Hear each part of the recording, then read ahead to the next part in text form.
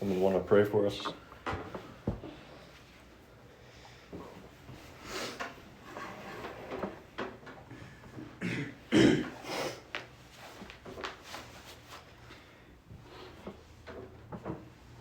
I can pray this.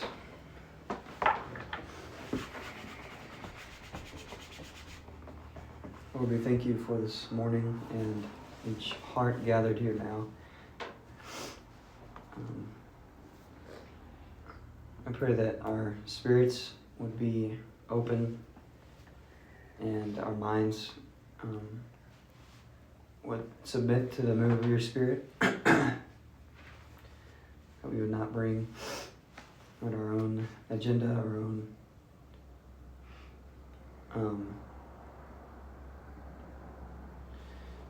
way into your time that we are giving to you. I pray that we would continue to seek your wisdom and learn from each other of what you're doing in each other's lives, and that we would be willing to offer what is on our hearts. So we pray your blessing upon this time. In Jesus' name, amen. Amen.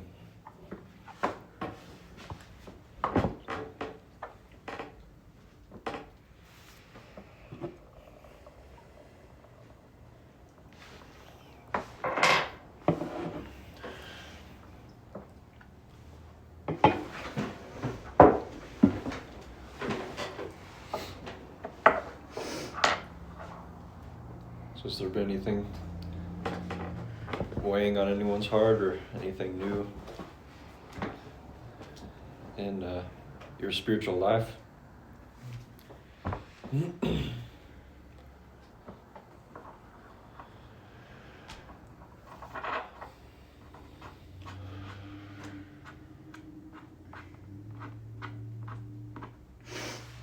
I've really personally appreciated the opportunities where people will tell me I'm either moving or praying in the Spirit recently, because I think I'm actually starting to get a better idea of what that looks like. Mm-hmm.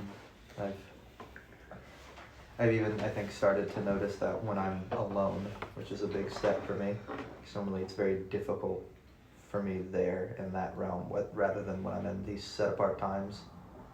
Yeah. So I've appreciated that development. I always like seeing growth in those areas, just because I always fear I'm going to stagnate, but just, I guess it's just counter to how I'm used to things working. Mm-hmm. Just knowing that the Lord is causing things to shift within me so long as I'm willing. It's not an ambition I have to strive for like most other things are. It's something that I won't stagnate in as long as I'm willing and receiving to his instruction, and that's just a big encouragement for me, because that's a fear of mine.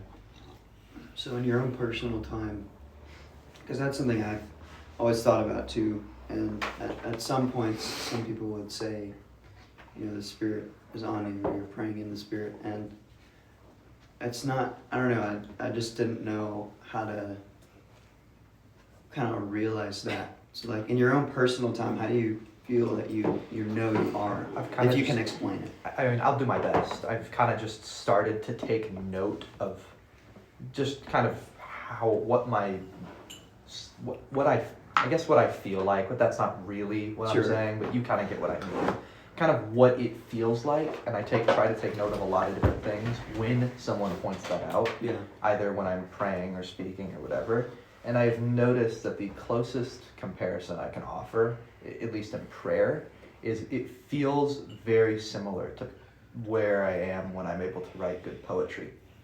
In that it's when I think, praying in the Spirit, it is not necessarily something where I am trying to think and rack my brain for like, okay, what needs to be prayed for right now? You know, what do I need to say? How do I need to da-da-da-da-da-da-da? It's more of just a flow. And I've even described it to my parents and Tim before as like with poetry. It kind of feels like there's a river kind of just pouring out of me. And then Tim brought up a verse that basically confirmed that, saying the Spirit is like living water flowing through you and all that stuff. So I think I am starting to get a lock into what that looks like. I don't necessarily know how to initiate that on my own per se. I know how to be receiving of it though when it is something that I am given the opportunity for. So yeah, I'm not super experienced at all in it, but I am seeing progress in it, and that just always encourages me. No, yeah, that gives me kind of a better look into that, because I think I can agree with you there in Yeah. saying I feel a similar way, and kind of that your mind and your soul kind of like take a lower point of control in your mind. Yeah. Like your mind, you just use your mind a lot less. You're not really, right? I mean, it's still there. You can still kind of feel like your thoughts kind of trying to push against the move of the Spirit. I mean, that's what I can feel at some points. Maybe. I thankfully haven't even necessarily come across that resistance. I've Yeah. a lot of what this progress has looked for me actually is a lot of ways my mind sort of getting slower, I suppose. Well, that's good. Yeah, I'm not necessarily, there are obviously still times, but especially in our meetings, it's become a lot easier for me to try to focus less on understanding things, which I feel I often do, and instead kind of receiving things in a different way.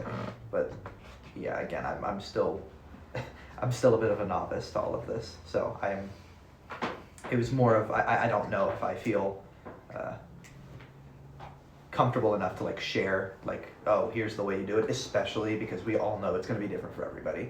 You know, whatever I'm saying might be entirely different for any other person, but especially just because I am still so new to this, I don't even know if I'm describing it properly. It was more of just I'm encouraged to see that in my own life. Yeah.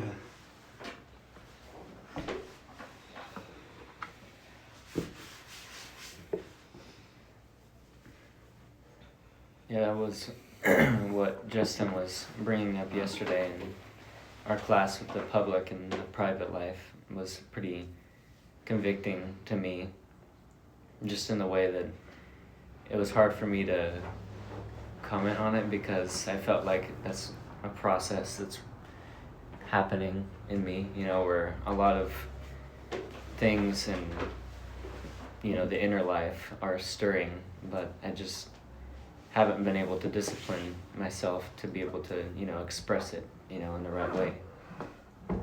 And so I think that's something to highlight in the season, you know, learning to come to the Lord and, you know, to have a deeper connection there, you know, between Son and Father. And I think that's kind of been a reason for a lot of silence recently, is because there's been you know, even a lot of warnings and, you know, cautions around that area of, you know, what it means to bring something from the Lord and if that's true and from Him. So yeah, I've been thinking about that too. You said discipline from bringing it kind of private to public. What does that discipline look like for you? Because I haven't really thought of it kind of that way, as something you discipline yourself in. I don't know if discipline is the right word, but more just taking the time even to do it, I think, is what I was getting at with the discipline. You know, setting apart, or I don't know, just keeping your mind in a good place, you know, to be able to receive. Because, yeah, there's so many thoughts that run through all day. You know what I've noticed that was actually kind of, and I'm sure this is probably obvious to a lot of you, but something that was helpful for me was instead of taking aside time to like try to talk with God and do that, I still think it is very easy to like still be in this like rushed state, especially in this summer environment. What really helped me was just like, instead of doing that, taking aside time to just slow, rather than doing anything in particular, or, you know, trying to pray anything, or, you know, be intentional in that way, but instead just intentionally trying to slow down I think even you and your dad talked about that a bit with meditation. I've found that has been where I think I've had more in the spirit talks with the Lord, rather than trying to intentionally set a time where you like feel like you have to talk to him. Because I feel like even in that there can be this rush of the mind, because you feel like you have to do something. Yeah, like an ungenuine force on it. I recognized myself doing that the other day, and I'm like, you know what? Give me like 5 minutes. I'll be right back. I just need to calm myself, because it's so easy to just kind of go through the motions even in that, and I don't know, it's really beneficial to me to think about it, about a relationship, and I'm not, wanting to just rush through a conversation with somebody because it's something I feel obligated to do. It's something I want to pursue as I would with any other person. I want to talk with him. I want to have it be just a real conversation rather than just this rushed going through the motions. It reminds me of, I don't really know what it means or looks like yet, but kind of like that heart of constant prayer before God, just like unceasing prayer, where it's more of just, like you're saying, slowing yourself and constantly keeping your heart open. That's a good way to put it. That's what you always being able to be receiving of that, rather than it being like this constant like muttering. I guess it could be. Yeah. Yeah, that's hardest when, for me, when I receive something that kind of pricks my conscience or conviction, because the tendency is to want to think about it a lot and kind of try to find some sort of resolution to it. But it usually just confuses and muddles things. So that's still something I'm considering, is how to properly receive conviction and let it take root in me in the right way, rather than something that is merely feelings of condemnation or kind of me taking my own change into my own hands. Yeah, I was gonna say, if I may, Yeah. I don't mean this in any sort of insulting way or anything, but I see you take a lot of condemnation and guilt rather than conviction. I don't know what your personal life looks like or anything like that, so correct me if I'm wrong, but there's times where you carry guilt on you. Yeah. And I want you to know that that's not a burden you have to carry. Right? That's not something the Lord even asks you to carry. I mean, I think you are used to bearing a lot of burdens. And that's something that I really do think honors the Lord. I mean, that's something you do willingly with so much, but that is a burden he doesn't want you to have to carry. I think conviction inspires a clear change. I don't think conviction is necessarily something where you're grappling with how to personally handle it. I think that is condemnation and guilt. Yeah. Conviction it can hurt, right? But there's normally a path. There is a clear change that the Lord is wanting to inspire. And I think that a general feeling of I'm doing this wrong and I need to figure out how to change this, I think that's just condemnation and guilt.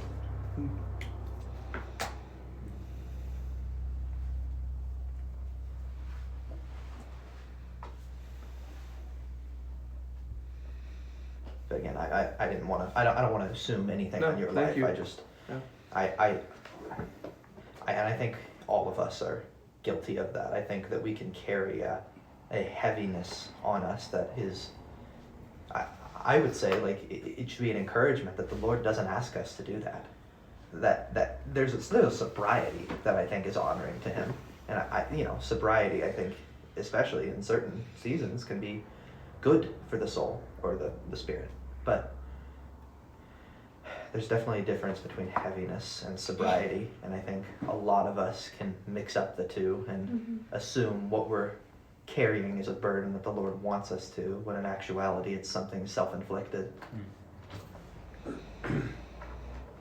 I think it comes too with trusting the person that is bringing that correction, because I feel like it's a lot harder with you and yourself don't trust that person or feel like they are trustworthy. and it's a lot easier to really just receive once you kind of put it in your mind that this is someone who wants the best for me and is trying to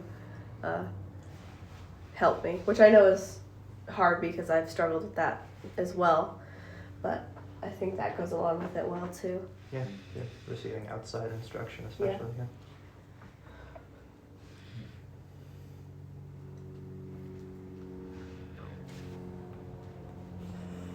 I have a question. What does it look like for you guys to like really give struggles to the Lord? Like, what is the process of that? If that makes sense. Because I feel like you can pray something and be like, I really give this to you, Lord, but like, what is your mindset to throughout that? Because it doesn't mean that the struggle ends there. So I don't know if you guys have any experience in I that. think the giving it to the Lord is kind of the first part of that. And that's something that needs to be done, and verbally done before the Lord and with a genuine heart. But I think depending on the struggle, it's the following action that you take in your heart and your mind to not let it bring you to a place where it's still affecting you in a way that's unhealthy. Because there's kind of a balance to it of letting it affect you a lot or just completely throwing it away. I think like that's nothing at all, which is not really a good idea either. But I think it is something you don't let affect you, but also How though? I don't know how to explain that actually, but think what your dad said last night was actually pretty helpful, at least in how I think a lot of those things. Because I think with any struggle, the first thing is obviously repentance, right? And that's something that's even kind of interesting depending on the certain struggle, because there can be things that you know are a wrong way, right? Like factually, but you even question yourself if like it's something that you just know is wrong and so that's why, or if you're genuinely repentant for it. And so I think figuring that out within your own self is a priority. But then I think what your dad was talking about last night, which was the resisting, is a big thing. I think that with those struggles, like Elijah was saying, submitting them to the Lord means a recognition that that's not necessarily something you can change on yourself, right? But simultaneously, just because you are submitting that to Him does not mean you stop resisting. And I think that's the key, is that it's a letting go of the, I'm going to solve this in my own way with my own abilities and my own strength, but not a letting go of, even though I don't know what the solution is here, I'm not going to stop resisting this struggle. Because when you stop resisting, you're entirely closing yourself off to change. I think another thing too, still kind of depending on the struggle, but I think bringing it before other people, especially other people who may be having the same problem, even if they don't know how to figure it out completely, I think bringing it before others, people who you trust to share those things with, is another thing that is very helpful, and a lot of times kind of brings you out of a low place of struggle. Because, like Jaden said, a lot of times we think we can just do things on our own. And a lot of times where we are really powerless to overcome things on our own. And sometimes I think the Lord wants us to work with others. And I also definitely think that you can work through things with the Lord depending on how you're able to be in relationship with God with certain things. But sometimes I feel like a lot of us let ourselves get in the way of that when we try to do it on our own, because we may think we're going through something with God, or say we are, but really we're just trying to do something on our own. Even as much as we might want to just figure something out with just you and God, I think, especially right now for most of us, that we have a lot of people around us to help go through things. That's what a culture, community of people are supposed to do. We're supposed to help each other out in that way. But I think that's helpful too. It's been helpful for me in some cases. So.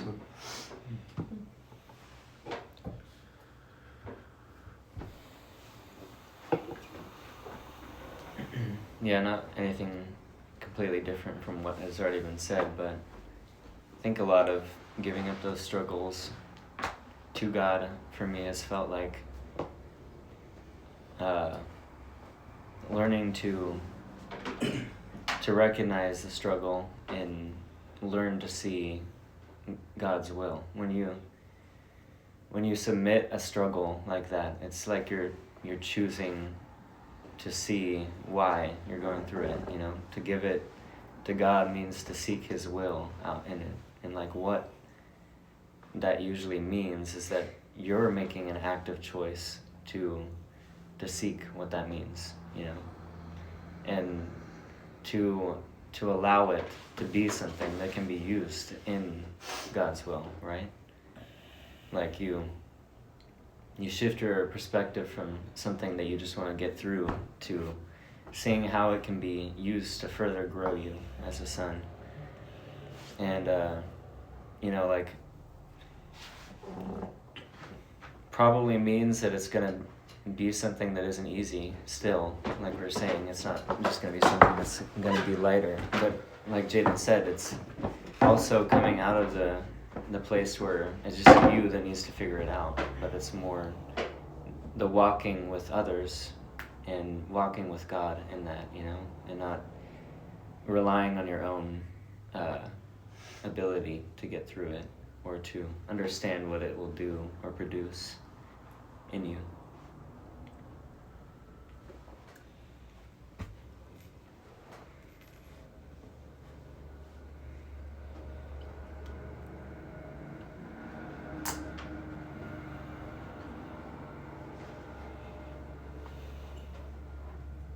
I'd say the most important step in giving a struggle to God is coming to know why God gave the struggle to you. Does that make sense? Because whatever takes place in our lives it is allowed, it is permitted by God, which is not to say that it comes from His hand only, as if we had nothing to do with the creation of the struggle, because there are, I'd say, most struggles in life that we do face come in some way from the fruit of our own thoughts and actions. And when the Lord allows us to go through struggles, even when they are the result of our own behavior, then that more often than not is the greatest opportunity we have to expose a root that we don't know is feeding off of some perverse influence that is causing a kind of fruit to bear forth in our lives that brings such struggle. And of course the point of life is not to avoid struggle as much as it is to learn through it. And in those struggles which God permits and which result from our own actions, our own thoughts, our own patterns of living and doing things, that's a time to expose something that we're ignorant of. I mean, oftentimes, even if we know there's something off about the way that we do things, we don't exactly know what it is that causes us to default to that way of doing something or relating to someone, whatever it is. And those trials of life are a time of exposure to what otherwise would be completely hidden to us. And when you look at it this way, struggles are not just something to be endured. They do need to be. They absolutely do need to be endured, but they shouldn't be endured in the sense that like you're closing your ears and your eyes and just waiting for the noise and the storm to pass until finally it does. Otherwise, you're kind of missing the point. That to me is how you actually give a struggle back to God and not just receive it as some unfortunate event that you never deserved. And that becomes nothing more than a source of distress and self-pity for you. Now, many struggles in life, and we observe this in several of the lives around us, don't come, as far as we can see, from any fault of their own. That's what we tend to see as the unfair, undeserved struggles of life. But God has still allowed them. God has still permitted them. And there is still, even in that, an opportunity to discover some intent in them. I think we, in a life of faith, learn to default to God has some intent in this. Not, I can't see it, so there must not be one. That's the real struggle. I'd say the threshold of entering into a walk of faith is when we have such a profound trust in God's character that there is actually no real question in our minds, at least no question that we entertain, any doubt that we entertain towards God's sovereignty and his purpose in the things that are allowed in our lives, or, which this may often be more difficult, the lives of people that we love. And what such a man or woman of faith learns to do is exploit struggle. And I don't mean that in like the way that word is often used, in like a manipulative or dishonest way. But there is no struggle that a person of faith or a son encounters that does not ultimately end up as a joy for him, which sounds kind of far-fetched. But understand this first. A joy from a struggle does not simply mean that you end up gaining some personal benefit from it, like directly. What if you realize that this very, we used the word yesterday, onerous struggle, turns out to have been something that was a great benefit and testimony to another life, changed the heart of another person, and had no real benefit for yourself? Well, the heart of a true son would only consider that a joy and an honor. If the Lord revealed that to the suffering son. But there's no benefit per se that this person received from the trial he went through, except that he was able to witness the change of another heart because of it.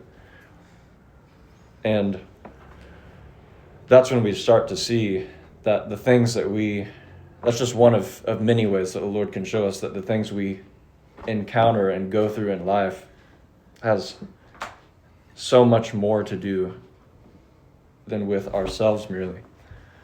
And I guess you could consider that to have been the benefit that the suffering son received from such a scenario, because it enabled him to see beyond his own life, as sufferings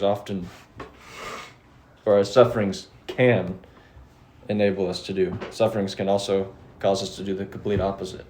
They can cause us to see nothing but ourselves and our own pains. But every struggle, as I think all of us have said, is an opportunity.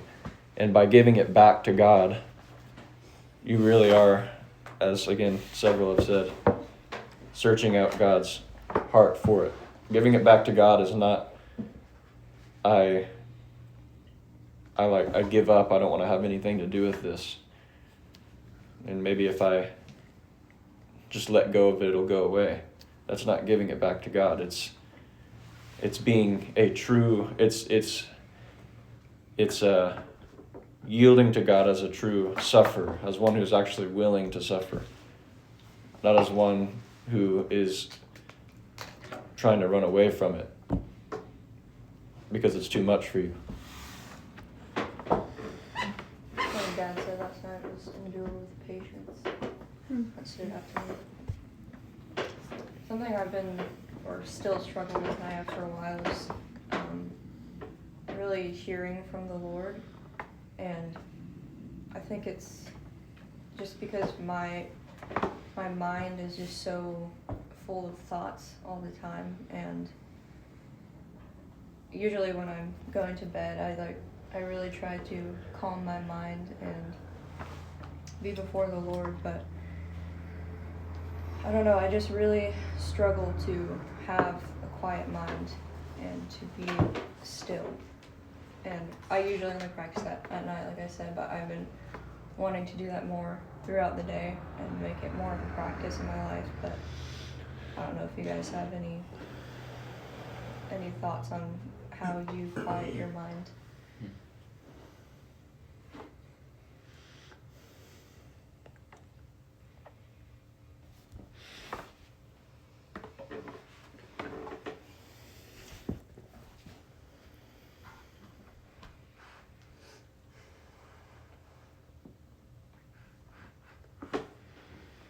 It helps me quiet my mind sometimes is when I focus on something, because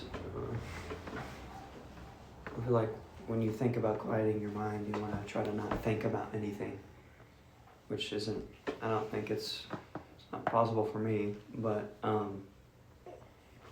you have to fix your mind on something instead of just letting it run around.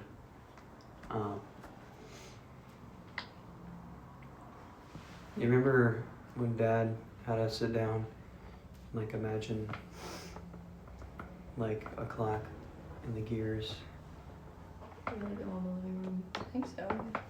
That's when he was telling us how to quiet our mind, and the illustration was something he was giving, but really it was, even if we're just, I don't know, maybe try to just think about something that's not distracting, something that doesn't encourage other thoughts, something that you can just really use to focus on one thing in your mind. But also let your heart be open for the Lord in that time. And to, I don't really know how to say, to fully focus on the Spirit. I couldn't really say how to do that. But I can kind of give you kind of what I try to do sometimes, which is really focus on just one thing very intently and try to use that to kind of, you know, when you look at stars at night and if you focus on one, all the other stars start disappearing. It's kind of like that. But all the other thoughts kind of dim down. And that can be harder to do at some points. I mean, it probably is easier when you're laying in bed or when you're sitting somewhere quiet. A lot harder to do when you're like not settled. But that's what I do. And then at some points I've been able to receive things from the Lord. But I struggle with that too. So you're definitely not alone in that.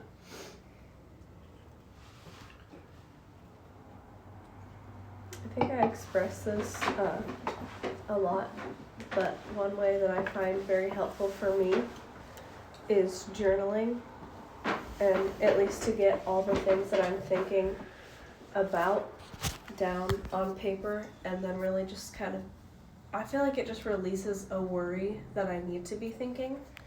And even in my prayer journal, I just kind of write like I would to a prayer, and then I really do feel like it kind of empties my mind.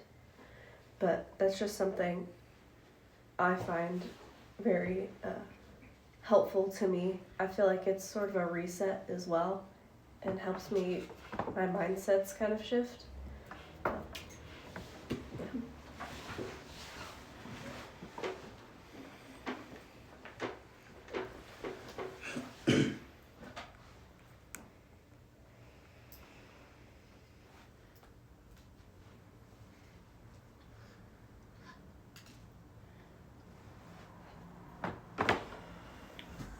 My advice would not be too interesting because it sounds like, I guess it sounds too simple. But quieting your mind, meditation is one of those things that we over spiritualize, I guess. Not that it is not spiritual, but by over spiritualize, I mean to say that, like, people think it's something that requires no conscious effort. It has to be all spontaneous, and if it's not there when I'm hoping it'll be there, then there's really nothing I can do about it. I just have to kind of wait till it shows up. But meditation is actually something that requires deliberate practice.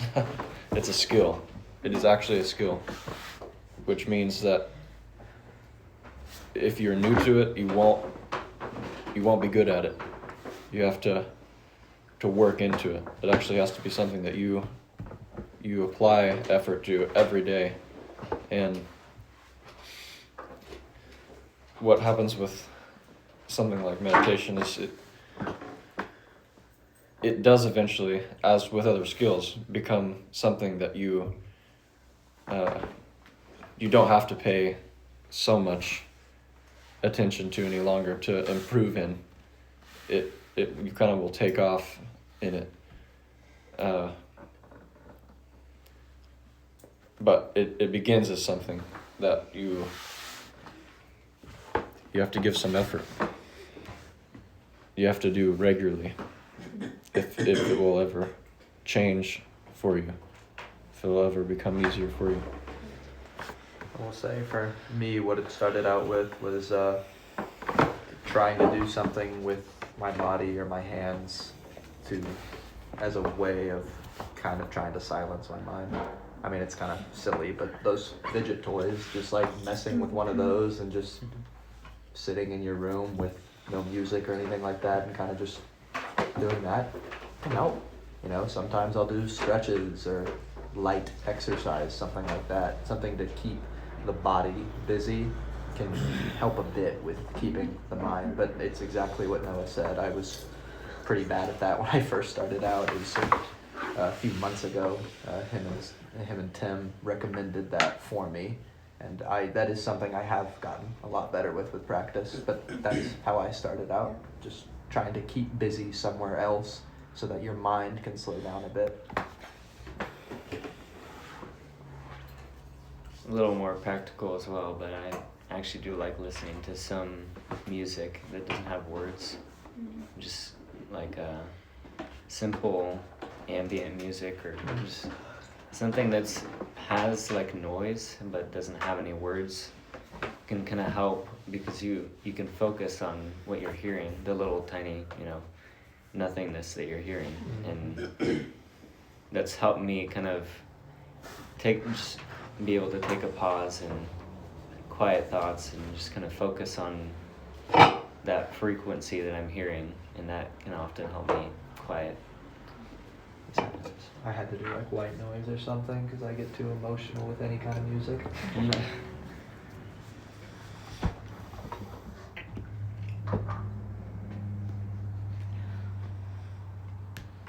I feel like also if you focus too much on quieting your mind, you're not gonna quiet your mind. No, that's what I was saying. Channeling that into something else really helped me. Right. Because it's the pothole analogy. You keep thinking, oh, I've got to be quiet. I've got to just focus on one thing. I've got to da-da-da-da-da-da-da. All that does is actually speed up your mind. It gets it revved. You're agitating it almost. Again, this is just personally for me, but maybe it'll help you as well. Just channeling that into something else. You have that energy. It needs to go somewhere. I also think Kayla's advice is excellent. Right? That's channeling that into something else. That it needs somewhere to go. I don't believe you can just, at least especially if you're inexperienced, just dissipate it. I think it's cool with writing too, like what you said with Kayla. Like when you write down certain things, it's cool to look back on and see how you've grown from it. That too, for sure. By writing it down is cool. Yeah.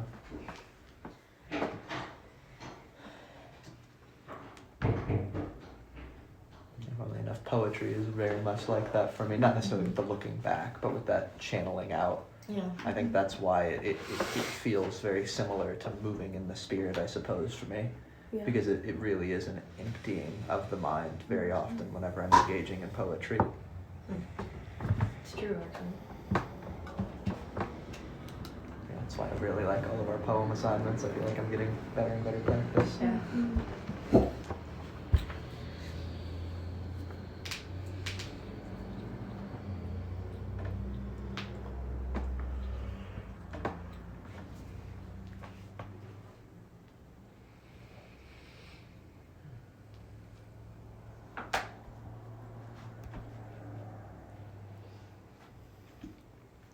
Reminded of scripture.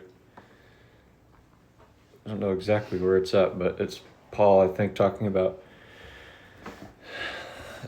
the hope that he carries. And he describes that hope as being like an anchor for his soul. See if I can find exactly where that is.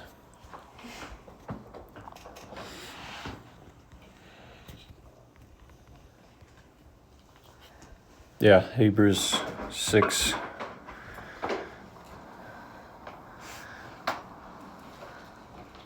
So starting in 17. Because God wanted to make the unchanging nature of his purpose very clear to the heirs of what was promised, he confirmed it with an oath. God did this so that by two unchangeable things in which it is impossible for God to lie, we who have fled to take hold of the hope set before us may be greatly encouraged. We have this hope as an anchor for the soul, firm and secure. It enters the inner sanctuary behind the curtain where our forerunner Jesus has entered on our behalf. So thinking of this great hope, speaking of the fulfillment of God's will, His plan and purpose for man and His people. I mean, speaking in very general terms, but as to the exact aspect of the hope that Paul was talking of, you could read before those scriptures. But when you guys were talking about quieting the mind, I was thinking of how this doesn't just concern learning to calm yourself when maybe you've had a busy and occupied, maybe even worrying and anxiety filled day. Like I don't care to consider it as merely a reset or like charging your batteries, or however people will put it. Like meditation or the quieting of the mind is a working to reach a place that you remain in, no matter what's going on. Not just what's going on outside of you, as if like you are maintaining this state of inner peace no matter what you confront, but even what's going on inside of you, the storm that is raging within you. It's still possible to have peace even in that kind of turmoil. In fact, that's really the kind of disturbing activity that we tend to deal with, is the things that are going within us, not actually without us. And when Paul speaks of a hope being like an anchor for our soul, I can imagine a ship.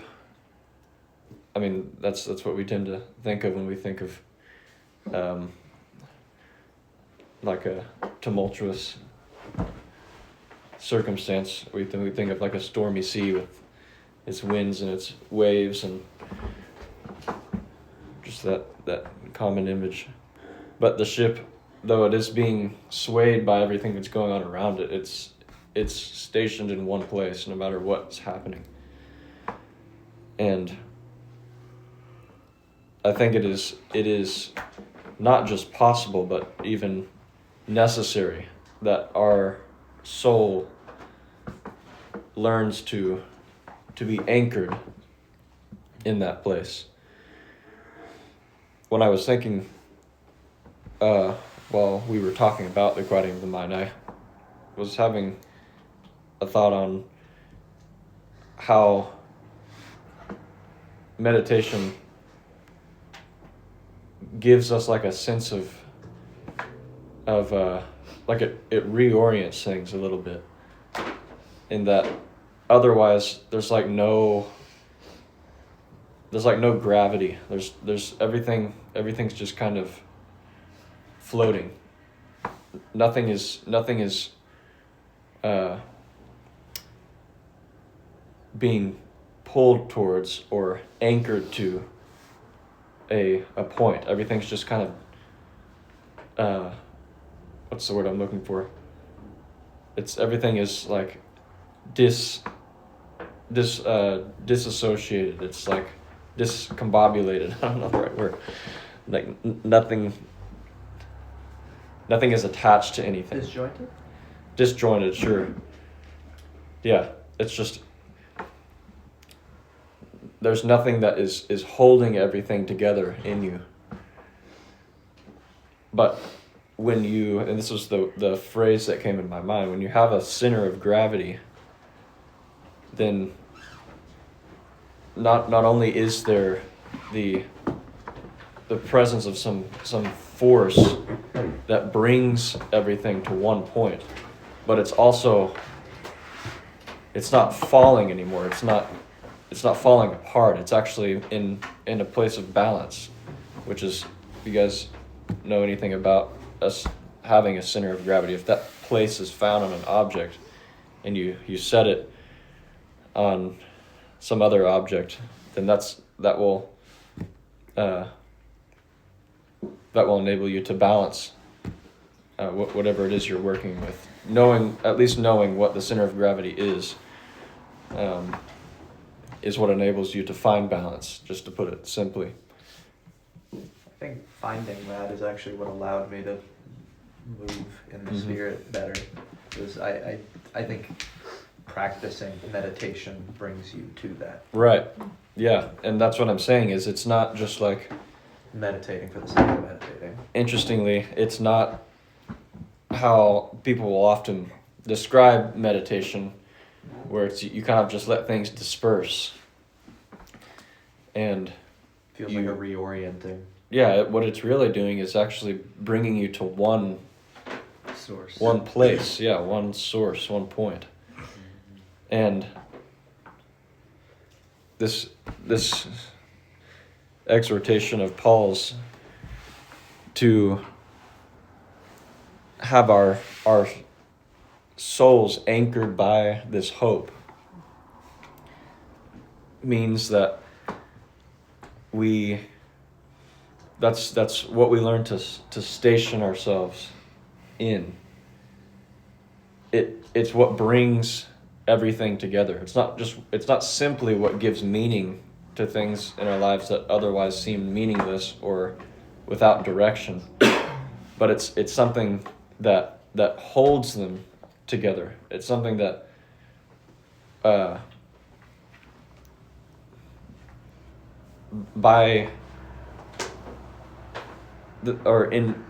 in light of the fact that they are given a new sense of direction and meaning,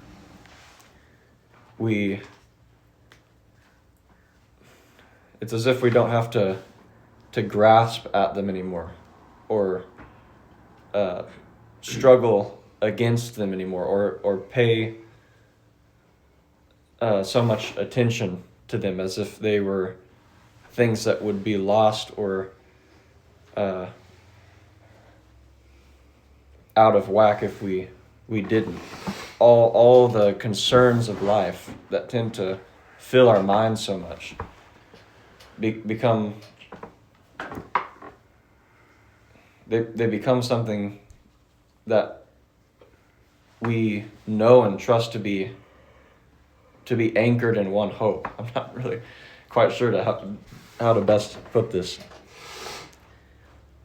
because that's not to say that we don't think about anything anymore. Obviously, we still go about life in much of the same way that we had before, but there is a newfound peace that actually it goes even deeper than like an emotional peace, like a feeling of tranquility. It's a lot deeper than that, because even the ship that's in the storm, that's anchored, it's not perfectly still. It's still, when a storm does come, it still will toss about and will even be beat up a little bit. It will still encounter all the waves and wind, but it doesn't move. It's anchored. And any man that has an anchored soul will be able to confront the storms of life.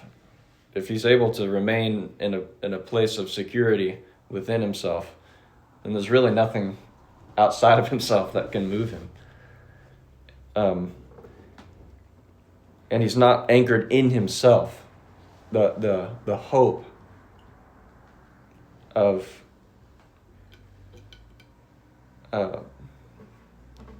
that hope which the Lord has inspired in his heart, the hope of even being made into the likeness of the one he has known as Lord, who he has come to call Lord, even his Father in heaven. That's what he is anchored in. And you can only come to know what it really means to be anchored in that by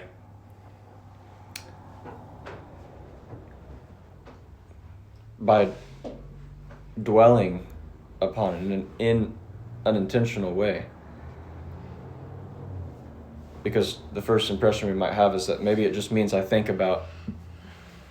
just try to more consciously think about God's purpose more often. And yes, that is definitely something very worthy and important to do, because otherwise our minds are occupied with things of lesser value and consequence. But it's not just a matter of, it becomes much more than a mere matter of thinking through those things as if they were just a concept or just a subject matter of conversation. But it becomes a way to change. It really does change reality for you. Things are seen in like a new light, a new color even. When that's the case, it's not just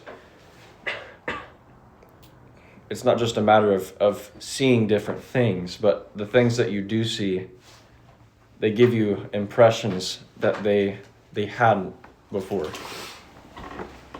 That's when you start to feel the change rather than just be able to think about the things that bring the change.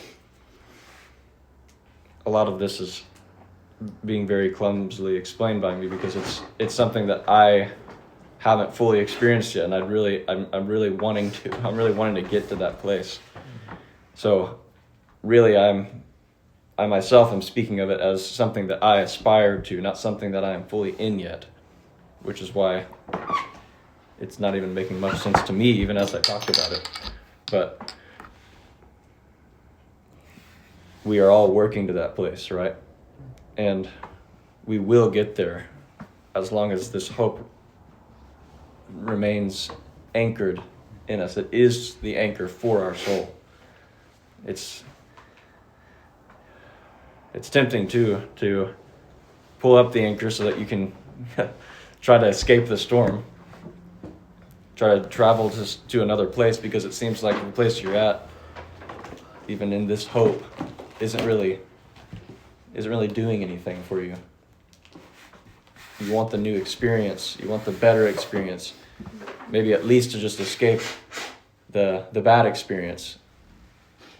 So I'm gonna try to make it on my own, hoist the sails and get out of here. But that's not the way you will eventually experience the change that your soul longs for. If I can add a little comment there. Mm-hmm. Is it correct to correlate that to man does not let him ride alone? Is that what was meant there? How do you mean? In that you're not supposed to kind of do life in that way by your own strength? Like what? Or did that carry a different meaning when Jesus said that? I think most things that have to do with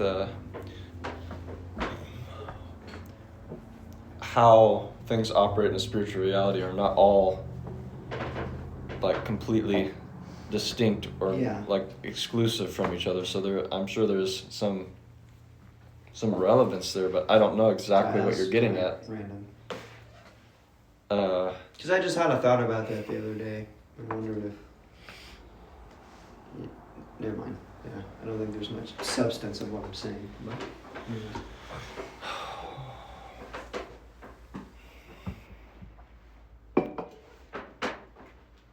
Yeah.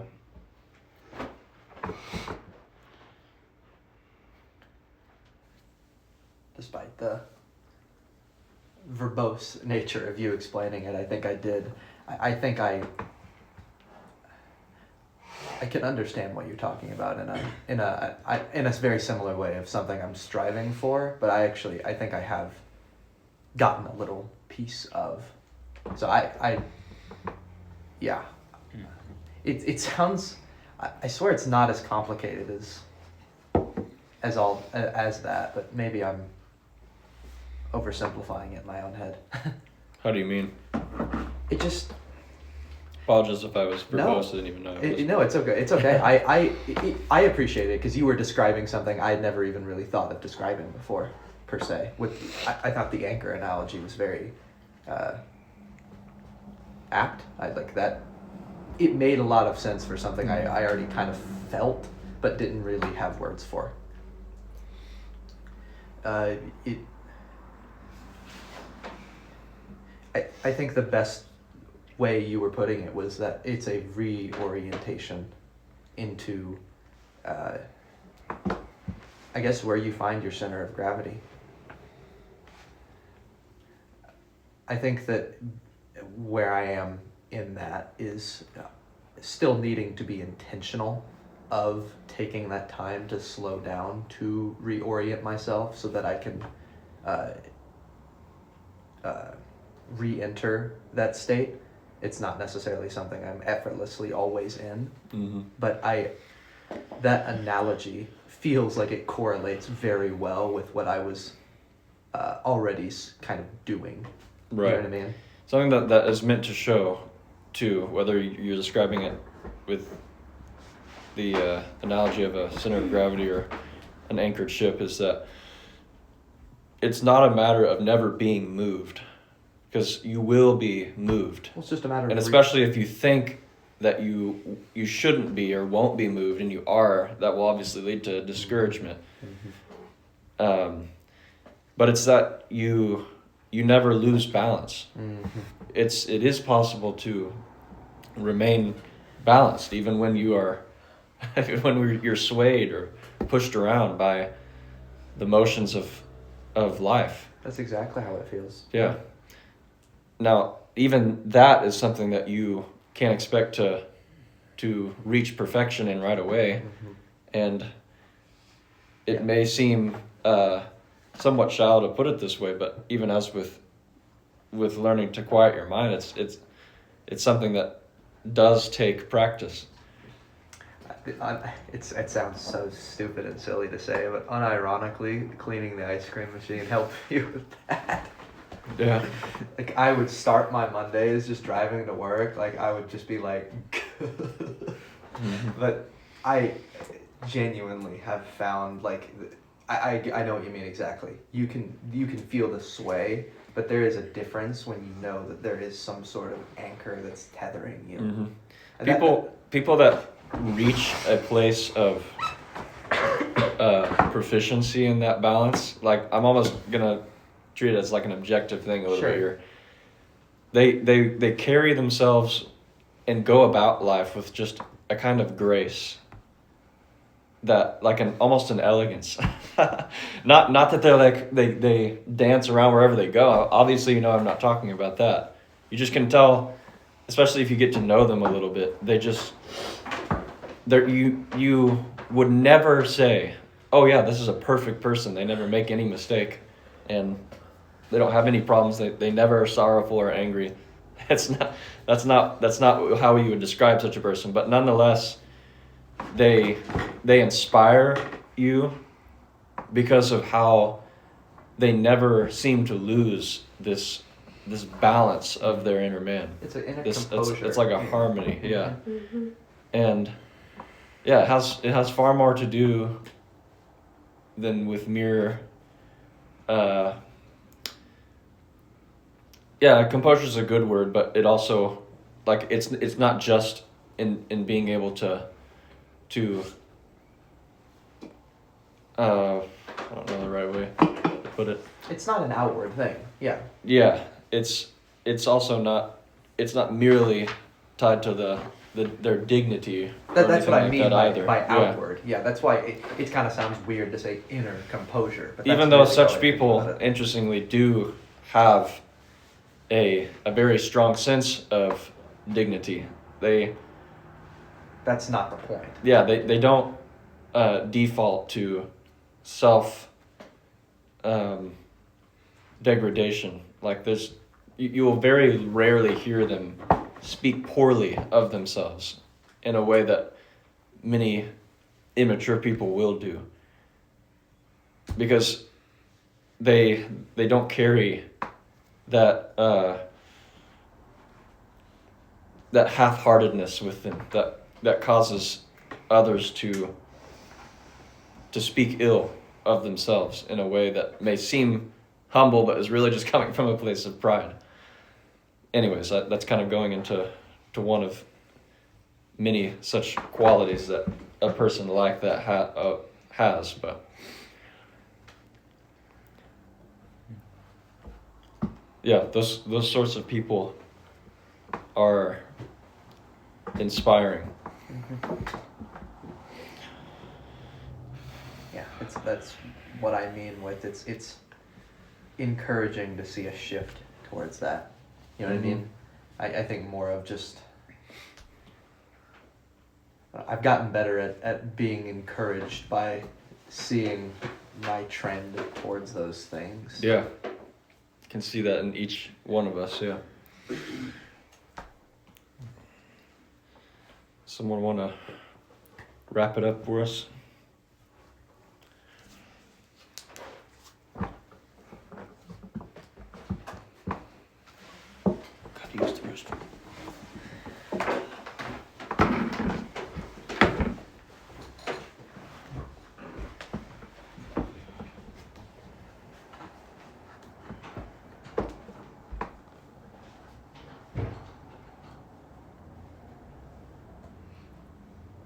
Father, I am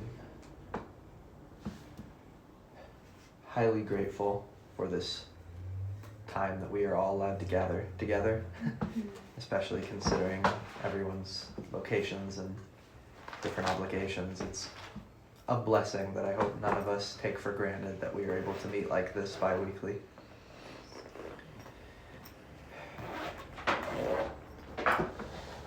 Lord, I pray that the hesitancy that still remains among us, that you will slowly wash away.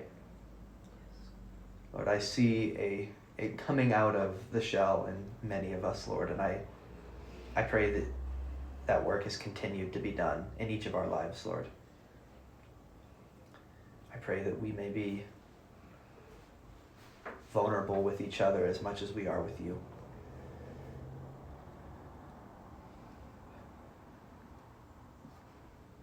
I pray for later tonight, Lord, for that same thing. I pray, Lord, that there is a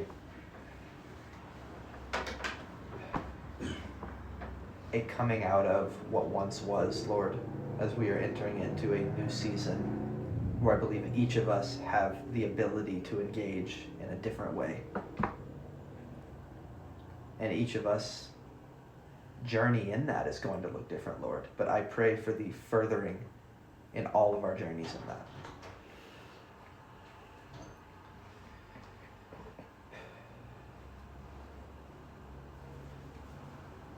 Bless your people, Lord. Thank you again for this time. We praise and honor your holy name.